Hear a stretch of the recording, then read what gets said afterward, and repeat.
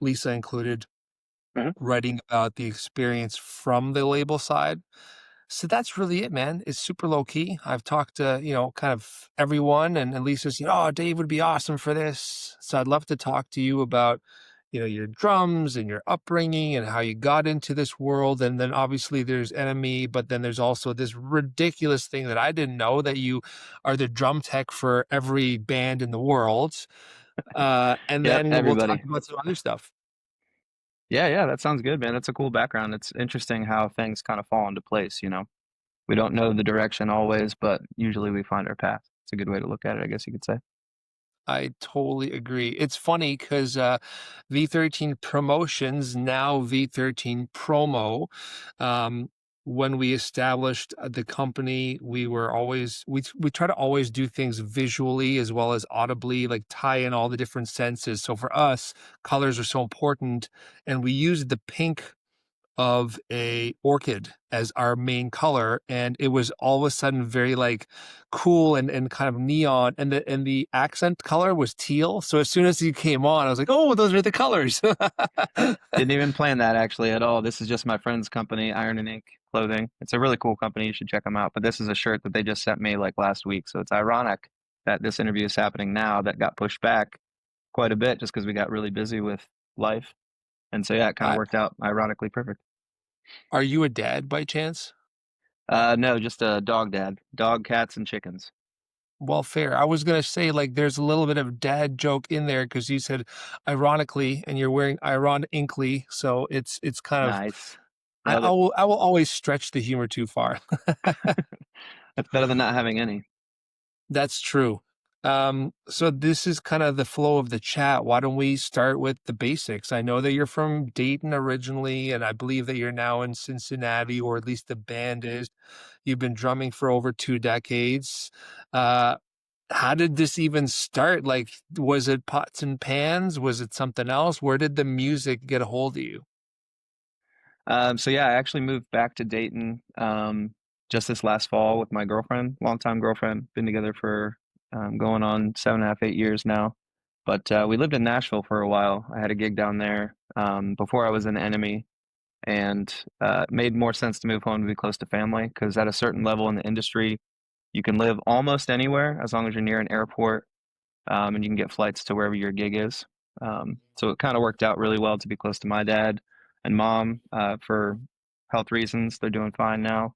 And then her parents are about 10 minutes away. So if we decide to go on a trip or if I'm on the road, she can come visit and her parents will watch our animals for us, take care of the house. So it worked out really well. But as far as drumming, it's not a traditional story, that's for sure. I kind of wish I started when I was a kid, like a young kid, but that was not the case. My family is musical on my mom's side, so I was introduced to singing and playing piano at a young age. But as a young boy, I wanted to go outside and play sports and build tree forts and just run around the small town we were in and have fun with my friends. But they would have me do piano lessons after school, even like when it was warm out. So for a while, I was upset at my parents for making me do that. In hindsight, obviously, I wish I would have kept doing the piano lessons because that would have been a great base for future music that I'm doing now. But in any case, I quit doing the piano lessons for a long time. And around 13 or 14, I started to grow an interest towards drums. And all my friends had drum kits, but I just didn't have them. I asked for them for Christmas and stuff, but we just didn't have the money. And eventually, I think it was 14 or 15, my parents bought like a really crappy old first act drum kit. Um, if anybody doesn't know that, it's just really bad brand. I don't know if it's Walmart or Toys R Us, but it's not good. But for a first time drum kit, that makes sense. But I was a teenager and all my friends had like really nice gear. So I was embarrassed that they bought me the cheap one. No offense, mom and dad. I love you guys. But it was like a sore spot because when you're a kid, it's all about status. You know what I mean? Like wearing the cool shoes when you're on the basketball team or wearing Abercrombie was really popular when I was in high school. Um, so I put it in a closet. So I didn't really play very much. I would play on my friends' drums every now and then if they'd let me. But I didn't really have a good bass. I didn't play orchestra in school. I didn't do marching band. I wish I had done all those things. But fast forward a couple years later, started delivering pizza and working in my local town. Saved up enough to buy like an actual decent drum kit. It was just a PDP. It's like DW's small brand, Pacific drums, and bought it at a used music store. Set it up in my parents' basement. They got mad right away because of the loud noises. So I started to like try to mute the room or mute the drums. But as soon as I got those drums, it was like hit the ground running. Started practicing every day. I would go to all the local shows and see all my friends' bands play because that's when the music scene was starting to really um, get boosted up when we all could start driving, you know what I mean, to our own shows. And I would sell merch for the local bands or like just go watch my friends' bands play, help them load in, stuff like that. And after a while, I started to actually be able to play some of the beats and really like prove myself to some of these bands. Like, oh, Dave can actually hold a beat. And then one of the bands I helped out wanted to start one. They didn't have a drummer, so they asked me to do it, and it was just history from there. So 16 or 17 is when I really started to dive in heavy. Um, so I guess technically I have been playing for more like 25 years, but the first couple it was on and off, and with the gross drum kit, I was embarrassed, but I shouldn't have been, right? Because I mean, it doesn't matter what Yeah. kind of drum kit you're on I as long as mean, you're it playing. just goes to show you, you can pick up anything at any time. It doesn't matter where you are in the life journey. Yeah. So yeah, basically that's where I started playing and just doing small local shows. Self-taught, would watch a lot of my friends play. Did one drum lesson when I was younger, and I didn't gel with the teacher very well. Um, and I was already beyond joining the marching band because I was busy playing soccer and tennis and pretty busy with sports. So that got in the way of joining the marching band. But to be honest, I just wanted to be behind a drum kit and play with my friends, you know. Mhm. Um, so the self-taught thing, there's a lot to be said about that. It could be positive or negative because obviously educated musicians have an upper hand to the non-educated ones like myself. Um, when it comes to reading music, when it comes to theory, I've had to learn a lot of that in doses, but not the proper way by getting a degree or Yeah. whatever. But we all come back to the same place where we love music, we do it because we love it. And hopefully, I've been able to get along with a lot of people that are educated. And at first, they looked down on me for quitting school or because I quit college after a semester just to go on tour with the band. So it all kind of works out as long as you have the right mindset, I would say. But yeah, that's how I started local bands. Good for you.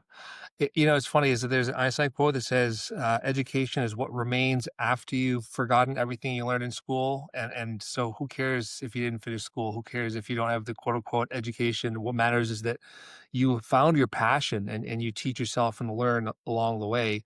Um, I also thought it was funny that you mentioned the parents because I had the same experience. My parents did so much stuff for me when I was growing up, and a lot of it you just don't appreciate. In fact, you might hate it at the time. Then you fast forward 10, 20 years, and you're like, oh man, like you made me do piano for 2 years and I hated it. But thanks to that, I can read some sheet music. And then that one time that I was talking to that one person, I understood what they were saying, or I picked up the Mhm. guitar.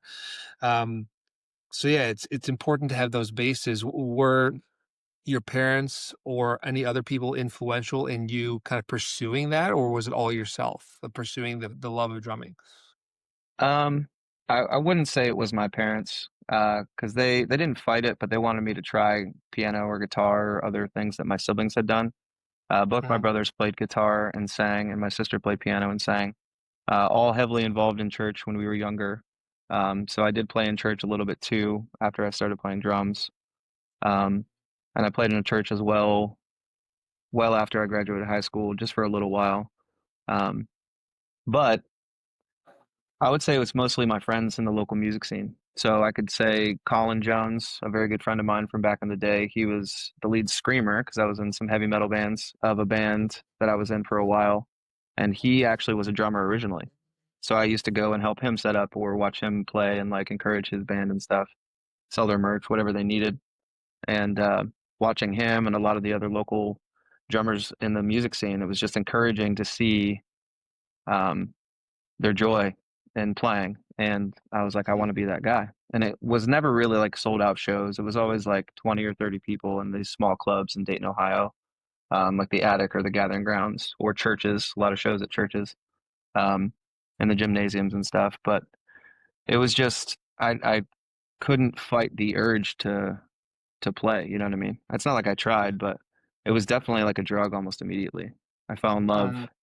as soon as I sat down behind the kit And after working for hours and hours every single day that my parents would let me play when I was a teenager, until I was able to hold a beat and actually understand what I was doing, start to understand tempos, time signatures, different progressions and songs, all that stuff. It all kind of just gelled together and it made sense. And I was like, this is what I want to do. Whether I'm Yeah. working on drums or playing them, I'm happy. I love that for you, man. Finding happiness in what you do is really kind of the key to everything, you know, waking up and having that purpose.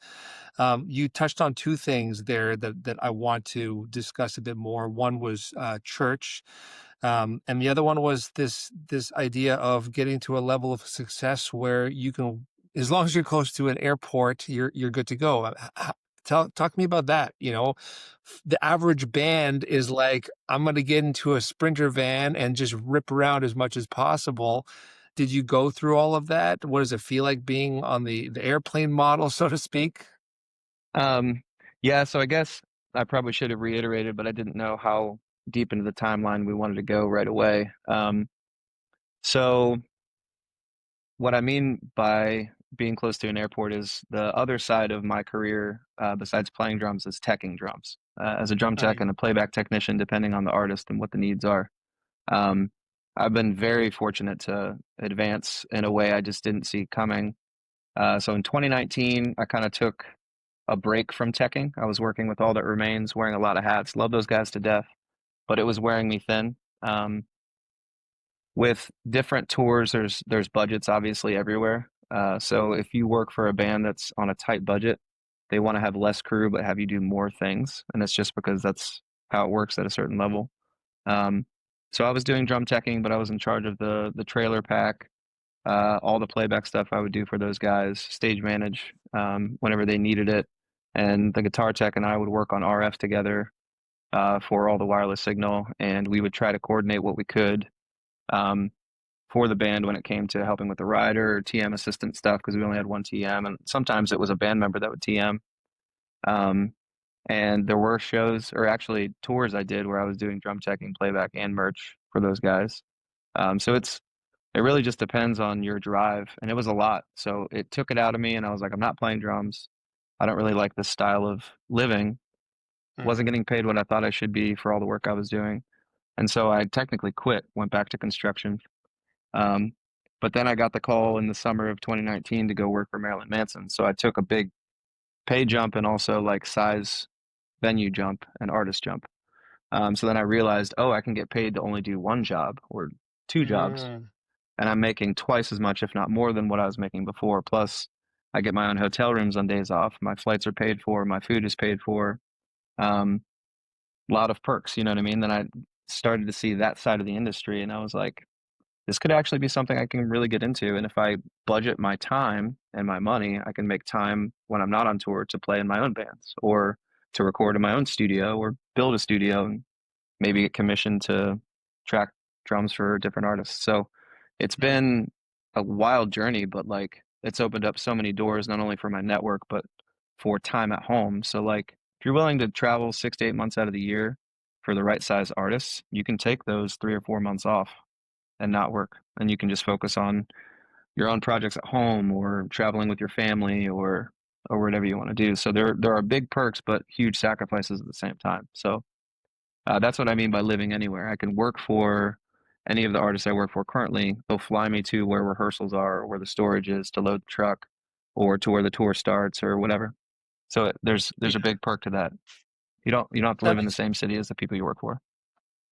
that makes perfect sense. I thought it was more specific to, you know, your band and touring with Enemy and whatnot, but no, this is obviously for the drum tech side, which I do want to expand on down the road. I want to talk more about gear and you know that line of work as well.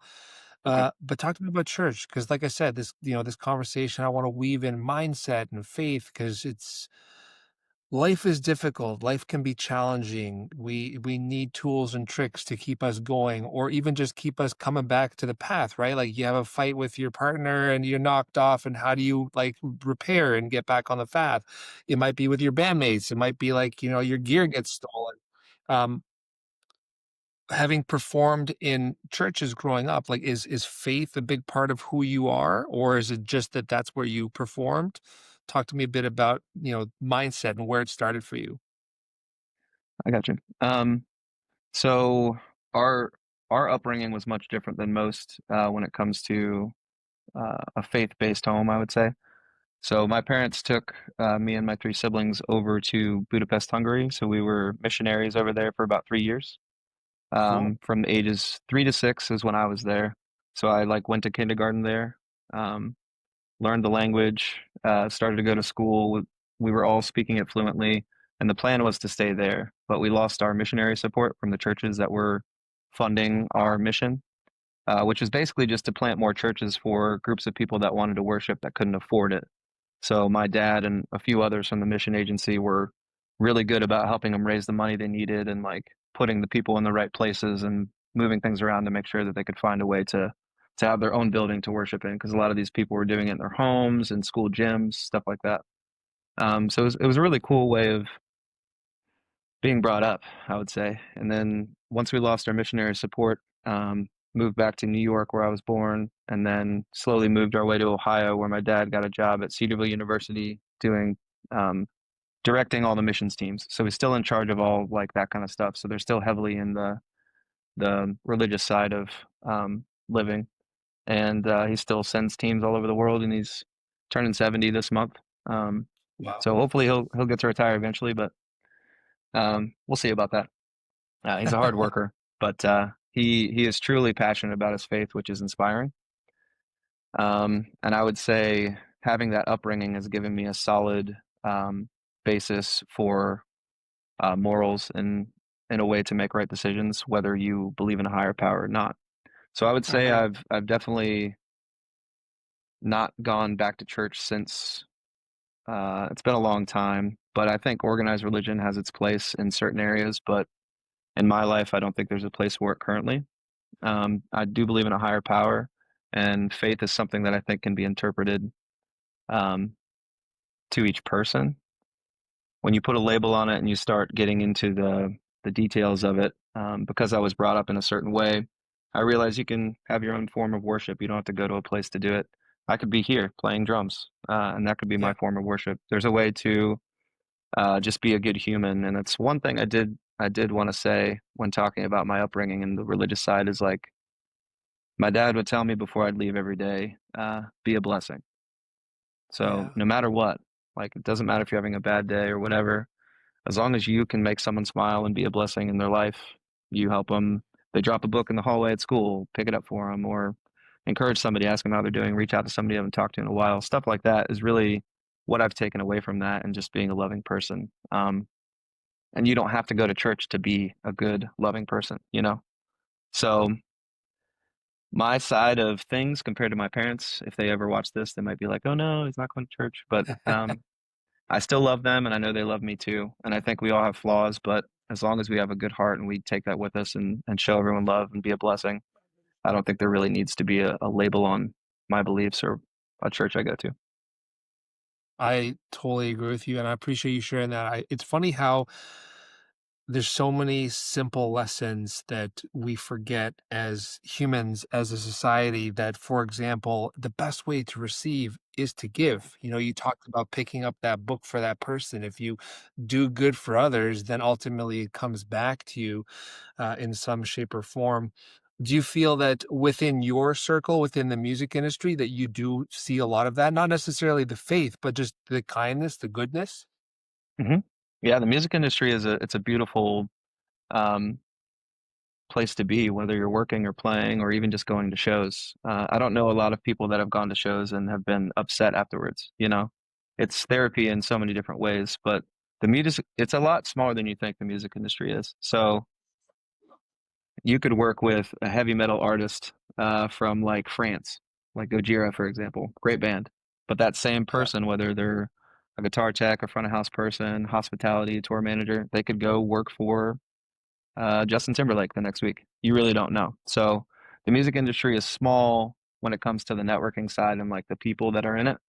And we're all in it for the right reasons, I hope. All the people I've met have been pretty positive. Every now and then you get a bad egg, but um, that's everywhere. So I would say Yeah. overall, the music industry, people are so grateful to be there and work in it and be surrounded by Beautiful music. That's why we're there.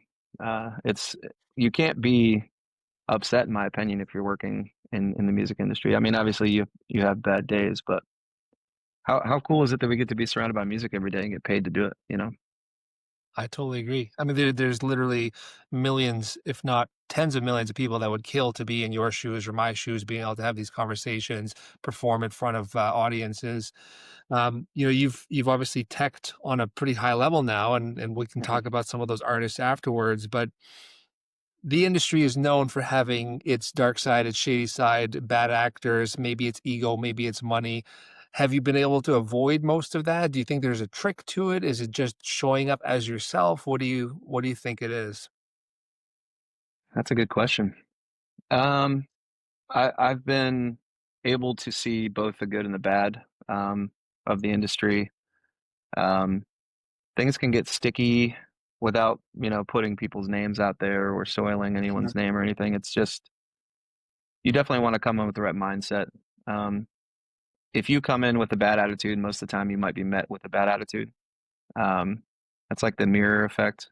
So if you portray a positive attitude and like you're happy, people will see that and they will most likely reflect happiness as well. So like one of the things that's really cool, great example actually, I will call out some of these cats. So the crew that works for Daughtry are some of the coolest, nicest, happiest people you ever meet, no matter what the day holds. So whether they flew in with no sleep from one show to make it to this show that we're playing or whatever, because they do some red eye flights and like rental gear across the US and come back to meet our tour or whatever. They did that on the tour they were just with, Disturbed. They were support for us earlier this year. They had a few shows where they were like no sleep, had to make it happen, had to make, the artist, but also the crowd happy, and those shows went off without a hitch because that crew is just really good at what they do. Like I said, happy people. So like going on tour with them, seeing them every day would bring a smile to my face, you know. Whether they're having a good or a bad day, the drum tech would always want to come up and give me a hug and ask how I'm doing. He's newer to drum teching, so he would always ask, like, "What would you do for this tuning, or what would you do to make this better?" Blah blah. We'd always spitball stuff back and forth. He's a great drummer too. Andrew, shout out. But it's really rewarding in a way to meet a whole new plethora of people from all over the world, and I'm talking Yeah. men, women, um, from everywhere. I've worked with people from all over the world. It's really really cool to be a part of something where it doesn't matter where you're from, what political views you have, um, any of that. When you can meet together because of music, I think it's beautiful.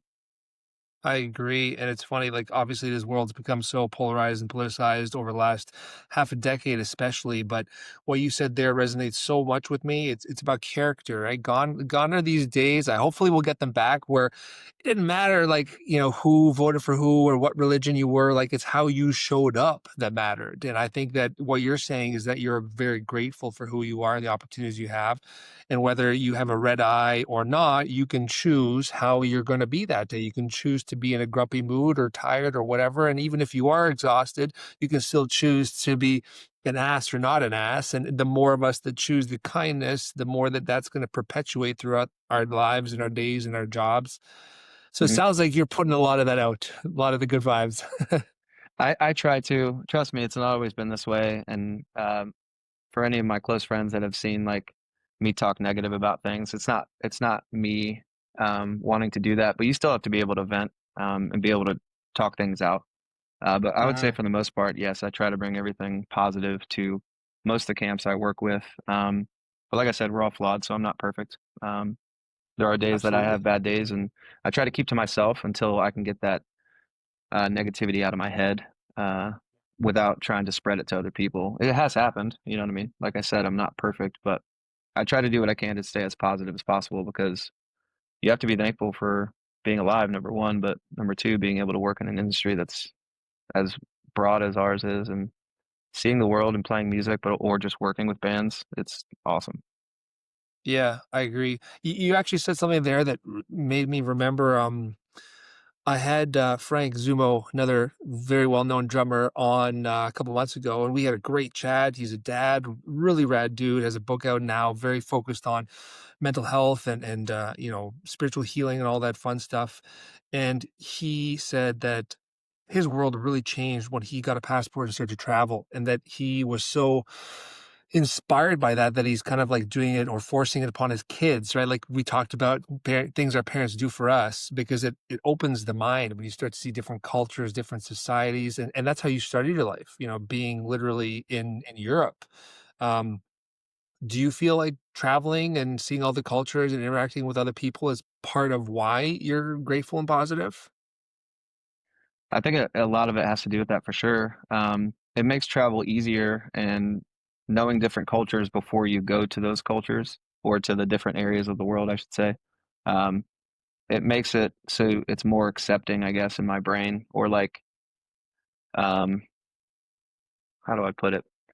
If you're well traveled, it's easier to understand why things the way they are in the different countries we go to. So like I think you have more respect for those people and for the governments that are there, and um, definitely not a typical American. You know how we can be judged a certain way, which I've seen, I've witnessed that.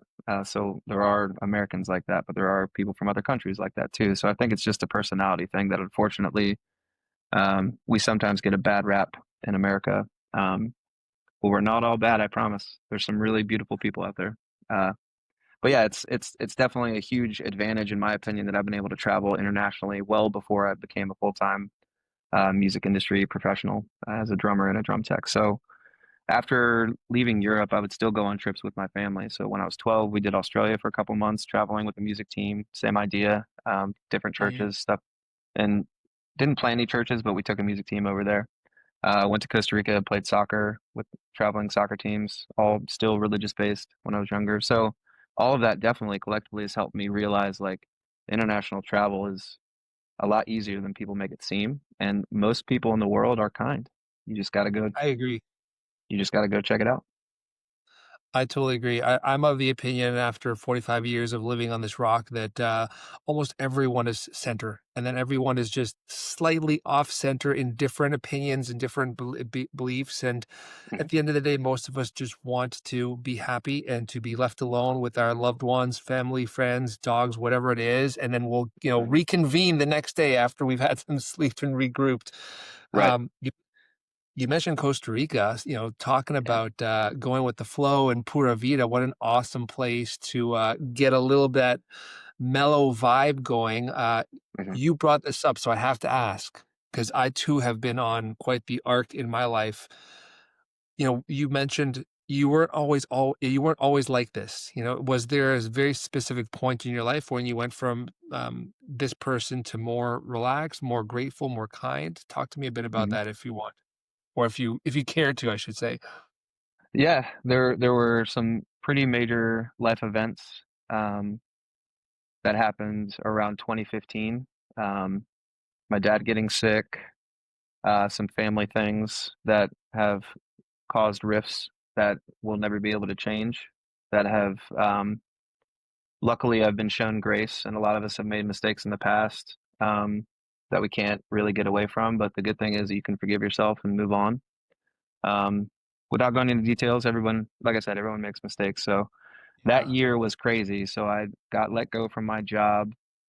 Was in the middle of a divorce because I was married with no kids, but we split up that year. Then my dad got sick, and then the other internal stuff with the family. So that whole year was just insane. But I felt the draw to the road and to being a drummer or anything in the industry. I didn't really know what a drum tech was, to be honest with you. I hadn't really been deep into it until then. So I reached out to my small network because after I started touring when I was 20, 21, something like that. But then I got married at 22 and I stopped completely for about 7 years, 6 years. Then when the divorce was final in August of 2015, I started touring again as a drum tech for All That Remains in September of 2015. So my network was like, you know drums, so why don't you go out as a drum tech? Be a good way to network and maybe find a band to play for. And I was like, that's a great idea. Let's try it. So I had no idea what I was doing.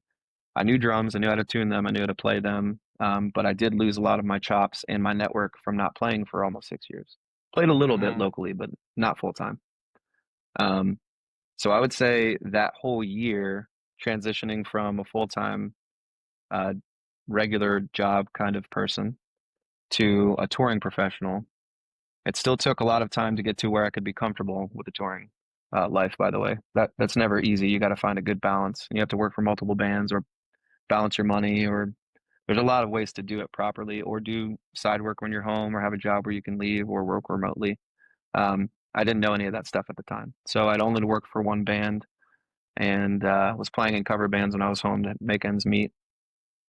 But that year, I would say 2015 was the real flip of the switch for me. I needed to change everything. I needed to change my life trajectory, my attitude. After a divorce, you're bitter, you know? You're like, I don't know if you've ever been through a divorce, but it definitely changes your mindset of a lot of Sadly things too. twice. Sadly So, twice. okay, So I'm with you.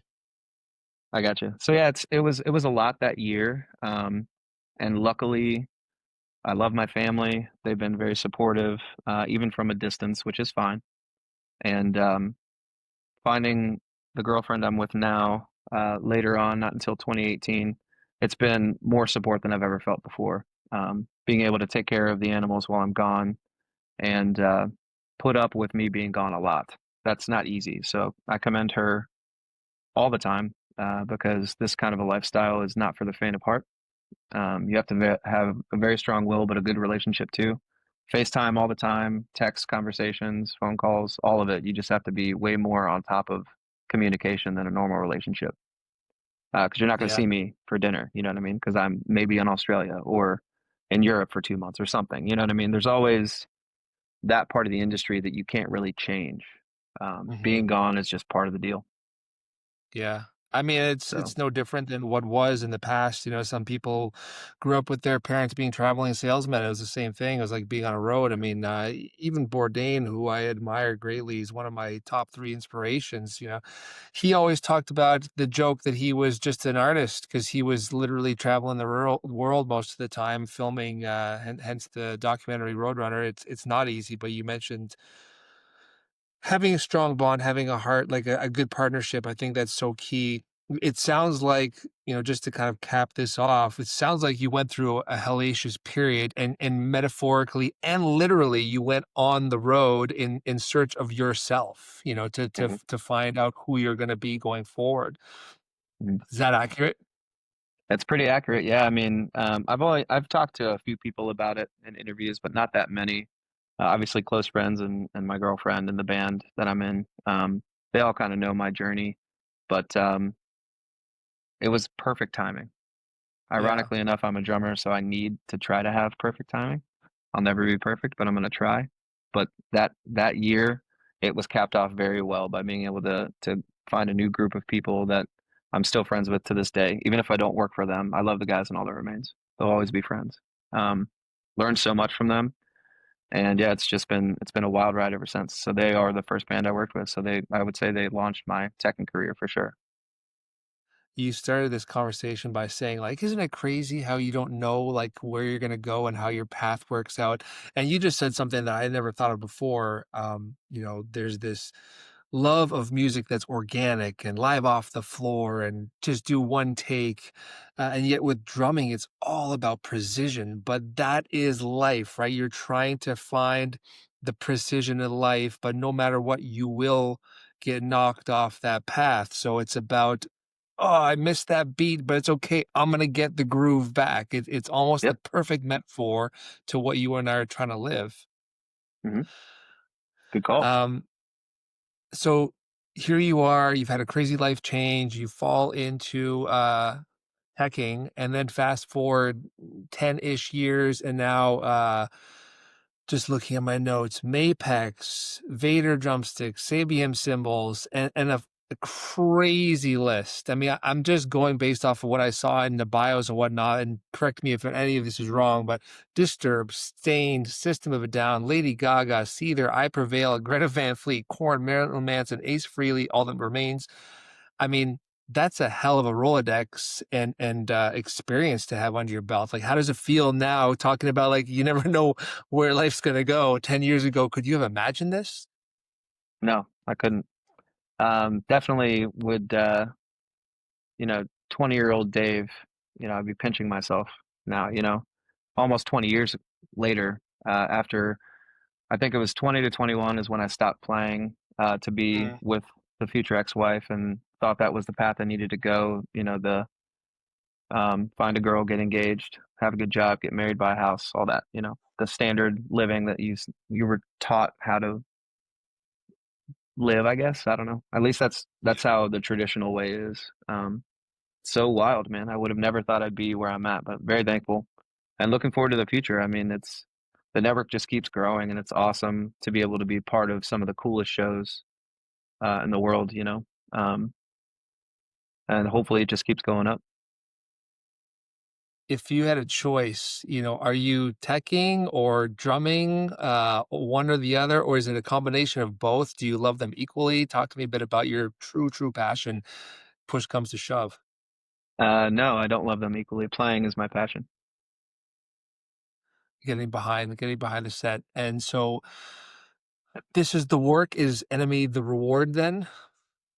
Yeah, I mean, I was lucky enough to know these guys from way back in the day. So they played in a lot of local bands in the same Cincinnati, Dayton area. Mhm, And I've known him for a long time, except for our guitar player, Mike. He's new to the fold, at least for my friend group. But he knew Trevor and Brady because they live in the same area near Cincinnati. So, um, yeah, when they were looking for a drummer, I had already gone to their shows to support them when I was home from tours because I liked their music. They were good friends, and I would be like, "Hey, Carrie, let's go see Enemy. They're playing in Dayton locally for a Christmas show." So we'd go to that, or we would ride with friends to a show in Cincinnati to go see them, like open for Seven Dust or whatever. And I was mhm. always supportive of them. So it was kind of ironic that the singer Brady reached out to me and he asked me if I knew any drummers. So I gave him a few names in the local area. This is after we moved to Tennessee. And I said, "Hey, man," jokingly, I was like, "None of those guys work out. Let me know. I'd love to play for you guys." And then we laughed. But I was kind of serious and he didn't think I was. But they tried out a couple guys or a few guys and didn't work out. The vibe wasn't there. Even if the playing might have been there, the vibe has to be there first, in my opinion. Um, So Brady called me and was like, "Were you serious about playing with us?" And I was like, "Well, I tour a lot, so I would love for this band to blow up. And I know you guys have the potential. So if you're willing to play when I'm not on tour, or we can work it out to maybe I can get a fill in if I have like a massive tour I can't say no to. Because obviously, when you're in a young band, you don't make a lot of money, at least not right away. So I would have to sacrifice some shows if I joined the band because the teching side is what pays my bills right now. Um, so they were cool with it. So I sent them a couple videos, somewhat of an audition. They were like, "Sounds sick. We know who you are. We've played local shows with you. We'd love for you to join our band." So that kind of worked out, and that was in 2023. Um, so yeah, it worked out really well because that's one of the other reasons we moved back, obviously to be closer to my band, because I was commuting from just north of Nashville, where we lived, to Covington, Kentucky. Basically, is where these guys are at, which is just across the river from Cincinnati. Um, so yeah, for it was like a 4.5, 5 hour drive that I would do every weekend when I wasn't on tour to like work with these guys, get to know the music, learn the sets, shoot music videos, do promo shots, all that stuff. Then I would go back on tour. Then we would book a couple shows when I was home. And now this next year, I'm not as busy, but I planned it to be that way because we actually plan to tour as much as we can. Um, Mhm. and we're going to be releasing a new record next year. So a lot of cool things coming up for us. Absolutely. I wanna talk about the band and really just wrap on getting some, cool advice, some tidbits for aspiring drummers, aspiring people for the music industry in general.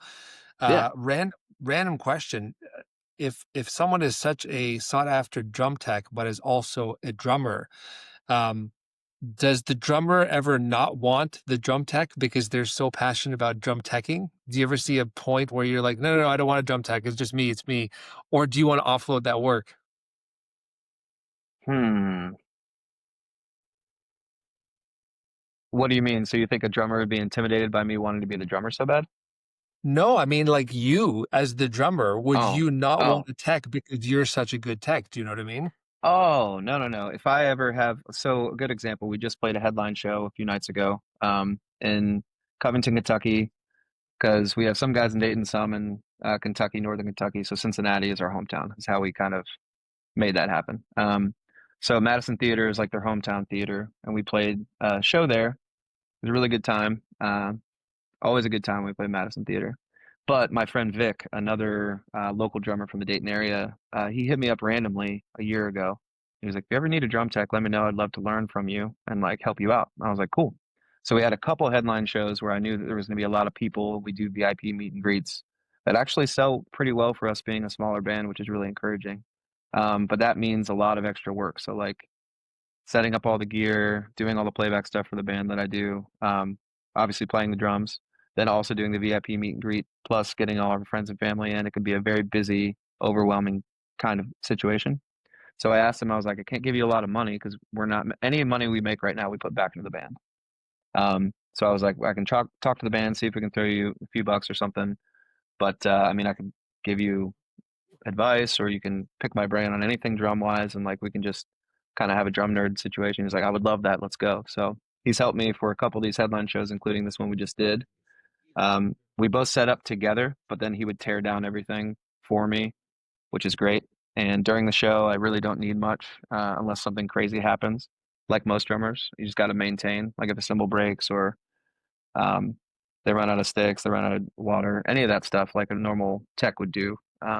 He did for me, which was really cool. So no, I would love to have a drum tech if I could afford it full time. I would love that. And I think one of the good things is I was shown a lot of grace when I started in the industry from some of the older cats that really know what they're doing. So Mhm. I hope to do that as well to anybody that would work for me. Like we're all doing this for the same reason. I'm not going to be a jerk. But here's my preference on tuning. Here's what I need during the show. You don't really need to come to stage unless I wave at you or whatever. And let's work together to make this thing happen. So of course I would love a drum tech, dude. That'd be sick. That makes sense. I didn't even consider that. So, I mean, there's 2 things there. One is, like, we talked about giving, right, rather than receiving and paying it forward to other people that are seeking out that same path, but also the concept of buying back time. Like, it's not about you not being able to do it or not wanting to do it. It's that there as you go up, as you scale up, there's so much other stuff to do within the band individually, and so you have to outsource that time to get it back to do those, and as a result, the tech is needed. That makes perfect sense. I appreciate that. What Yeah. are a couple of the what are a couple of the have to do's or you can't avoid for, a drummer or a drum tech coming up? A lot of artists that I work with, they're grinders, but they don't necessarily know how to grind, when to grind, where to grind. Some don't want to. Some think like the album's done. I can walk away now. You've been doing this for a couple decades. What are things that are indispensable that you have to do to get to levels of success? You have to say yes a lot, even if you don't want to. I would say that's a big one. Everybody can get caught being lazy. I think we all have those points where like, I just want to stay home, order pizza, do whatever.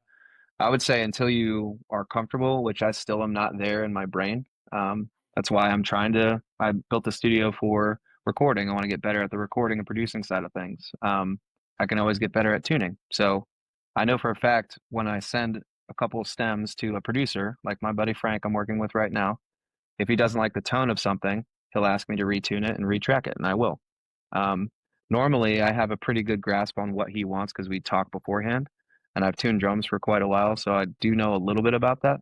Um, but there's still some discrepancies, and like I said before, I'm not perfect. So the good thing about working with other people is the outside perspective is massive. So like saying yes to gigs would definitely be my number one thing to tell younger cats coming into this industry, locally even. So work at any theater, any venue, any arena, maybe join the local stagehand union so you can get a full spectrum of how all these big shows work. There are so many different things you can do in the local cities that everyone lives in, or find a city close enough that has like a stagehand union, um, or something similar where you can go and work every single show that they offer you. And if you find a young Mhm. band that wants help that doesn't even have the money to pay you, it doesn't matter.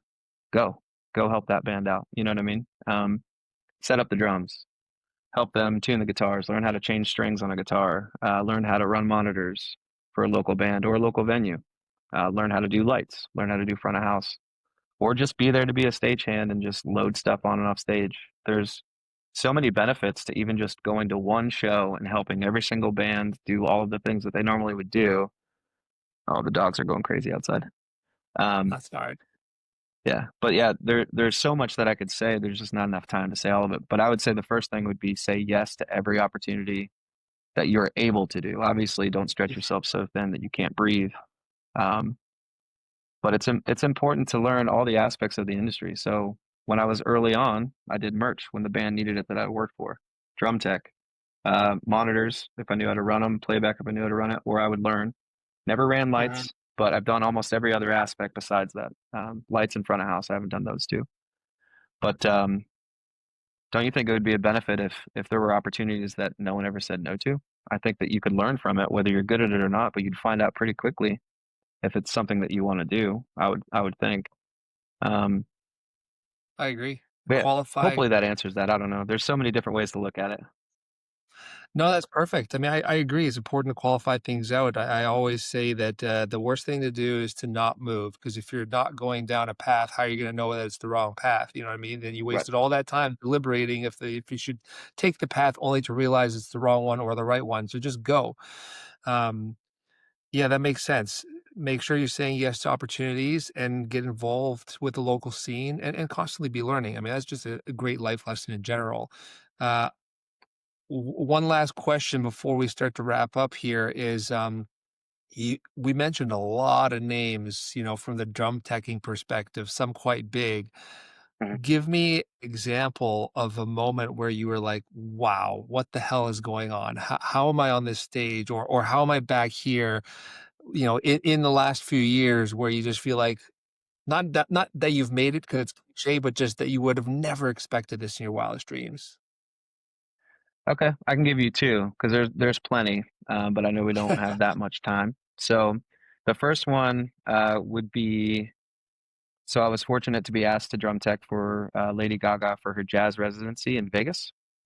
Um, and I was briefly asked to do the pop tour this year, but I had already dedicated my time to Disturbed, and that's another thing that I would say you need to make sure you are is loyal. People will see that. So if you just give up any gig for the next thing that you think is the big thing, people will notice. So that's something to be keep in mind. So I didn't give up my Disturbed gig to do the Lady Gaga pop thing, even though that was on the table, which a lot of people might say you're crazy, but I don't think so. You got to follow through. In any case, the Lady Gaga gig was sick. It was set up at the Dolby MGM. It's the Dolby Theater at the MGM Park or Park MGM, and it's kind of like a set and forget sort of gig because it was 14 or 15 shows, and it's all at the same place. So all the gear stays there. So there's not like a load in and load out every day, which is kind of like getting spoiled at a gig, which is cool. So I just had to maintain the drums and take care of Donald Barrett, who's her drummer for all the jazz stuff she did and all the drums that were on that Joker movie that she was part of. He did all of Yeah. that. Killer drummer, great guy. Um, he plays Yamaha, and that's one of the first times I played or I've worked on a Yamaha kit, so that was cool. Got to know all the cats that work at Yamaha as well, because we had to do one remote show, so I had to get some stuff set up for him that way. But man, being side stage, we all wore tuxes. Uh, all the guys and all the ladies had really nice dresses and stuff. But it was a super fancy setup. You know what I mean? Like a full orchestra with her big white piano, big grand piano, like a 9 foot, all white drums. He had a full stand up percussionist as well next to the drummer. He had his own tech as well. The bass had a stand up bass and a regular bass. So he had a full quintet, electric guitar, like it was a massive production. Um, but every night she had wardrobe changes and she would come side stage and I would always have my spot next to the drummer right behind the curtain so no one saw me and I would always have my eye on him and I would have to go change his music sheets for him and clean up the music sheets because when he was done he would throw it on the ground. So after every 3 or 4 songs there'd be like a video break for her to do a costume change or whatever. Mhm. Um, I would go pick up those sheets, make sure he's good, get him a water, whatever you need. So when I would come back to the area multiple times during the night, she would come out just next to me and then she would do her thing on stage. So there's multiple times her and I would talk while Donald was doing drum solo or Chris, the pianist, was like just ripping on piano. It was never a conversation. It was like, hey, I'm Dave. She would shake my hand or anything like that. It wasn't like that. It was both of us just doing the stank face when you hear some good music or whatever. You'd both be like, "Damn," and she'd be like, "He's ripping, isn't he?" I'd be like, "Oh yeah." And it was just small connections like that with some of the most famous people in the world can really change your perspective because she's also just a human. So Yeah, that's I'm not amazing. taking away from her talent at all, but it also just goes to show you, like, yeah, she's just a normal person like the rest of us, but she's very talented. So, um, it's something that I would say if anybody gets a chance and she does it again, go see the Lady Gaga Jazz residency in Vegas. It was awesome, really, really awesome. So that was the first one, meeting her in that kind of way. What's more like a friendship thing, where it's just like, this is kind of sick. I'm like, yeah, it is kind of sick, you know. The other one was the first stadium show that I was able to set up and sound check for System of a Down just this fall. Because the other show I did for them last year was it was still a lot of people. It was like 50,000, but it wasn't a stadium. It was Golden Gate State Park in San Fran. Um, but in any case, we did 6 stadium shows, all sold out. Korn as support for the first two, Avenged Sevenfold as support for the second two, and Deftones as support for the last two. And number one, those are huge names to be support bands, in my Mhm. opinion. Number two, they sold out these stadiums 2 nights in a row, and they haven't put out an album in over 20 years. Well, 20 years this year. Like to That's me, wild. that's mind blowing. So yeah, being on that stage, Tony from Papa Roach came and like met me and wanted to see John's drums and like added me on Instagram, so now we're friends. And it's just like little networking things like that are huge. So I would say the Gaga thing was pretty eye-opening. Meeting all the guys in System was great, and they're awesome dudes. But setting up and sound checking in like an actual stadium, it's just a game changer. Um, so once you get to that level, it's just different. I don't know. Yeah. I'm always thankful when I go into these places. I'm just like, I guess this is life. This is kind of weird. What makes it easier for you to now manifest, you and your future bands playing in those stadiums as well. It's a positive. 100%. I want to see this drum kit on that stage. You know what I'm saying? I don't want it to be John's. No offense, John. I hope you put it out there. Uh, I have been. I've Dave, been manifesting. I would love for that to happen. it will. You're, you're clearly grounded, you're grateful, you're growing.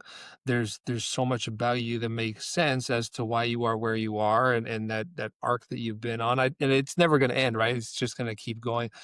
I'm grateful for your time and for the stories and some of the wisdoms you've shared. I always love to wrap things up by passing the mic over to my guest and saying, "Hey, give me a final word." You've already given me so much insight and wisdom for listeners, but wrap us up.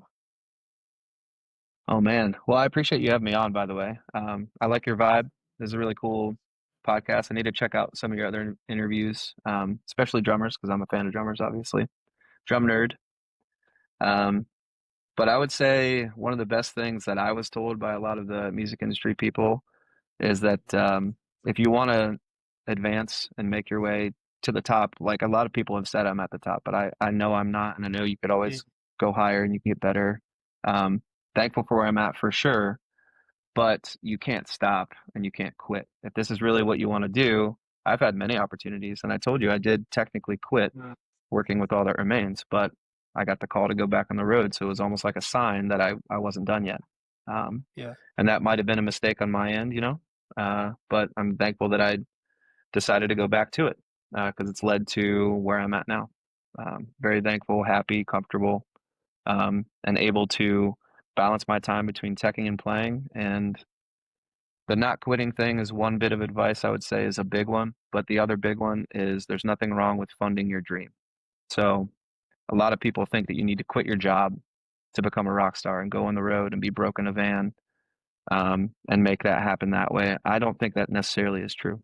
There are ways to balance um, a professional life and a dream, whether it's music or becoming a professional pool player or whatever your dreams are. I don't know what it would be, but why quit everything to try to make it work? Why don't you have a solid foundation of a job where you can get your own place, maybe even buy some decent gear with it that you can practice with, maybe put out videos of you playing the instrument or playing the sport or whatever it may be. Um, and I wish I would have known that earlier because I did try to do that when I was younger. And there are better ways nowadays to do it. You don't have to be broke. you could fund your dream, and there's nothing wrong with that. So that's what I would tell people.